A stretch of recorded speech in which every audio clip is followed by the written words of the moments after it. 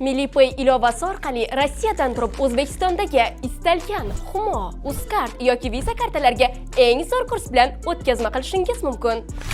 Bundan tashqari ushbu ilova orqali barcha turdagi kommunal to'lovlar, mobil operatorlar, internet provayderlari hamda davlat xizmatlari uchun to'lovlarni tez va oson amalga oshirishingiz mumkin. Qo'shimcha ma'lumotlar uchun ilova video qo'llanmalar bilan ta'minlangan. Operatorlarimiz esa kun-u-tun sizni eshitishga tayyor. Ilovani App Store yoki Play Marketdan hoziroq yuklab oling. Millipay, milliy kurs, milliy ishonch.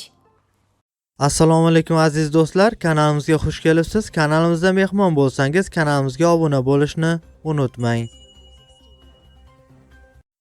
Markaziy bank tomonidan belgilangan xorijiy valyutalarni O'zbek so'miga nisbatan 29-sentyabr kuni uchun amal qiladigan qiymatini e'lon qildi. Unga ko'ra dollarning rasmiy kursi 61.04 so'mga pastlab, 1 AQSh dollari 12138 so'm tashkil etdi. Bundan ko'rinadiki, 100 AQSh dollari 1,213,867 so'mga teng bo'ldi.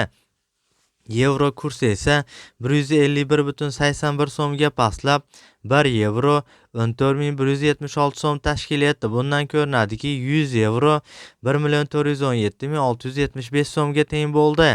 Rossiya rubl kursi esa 0.73 so'mga pastlab, 1 Rossiya rubli 145 so'm tashkil etdi. Bundan ko'rinadiki, 1000 Rossiya rubli 145.360 so'mga teng bo'ldi. Qozoq tangasi esa 0.22 so'mga pastlab, 1 qozoq tangasi 22 so'm tashkil etdi. Bundan ko'rinadiki, 1000 qozoq tangasi 22.280 so'mga teng bo'ldi. Eslatib o'tamiz, har kunlik dollar, yevro, rubl hamda qozoq tanga kurslarini kuzatib borishni istasangiz, kanalimizga obuna bo'lib, qo'ng'iroqcha tugmachasini bosib qo'yishni unutmang. E'tiboringiz uchun kattakon rahmat.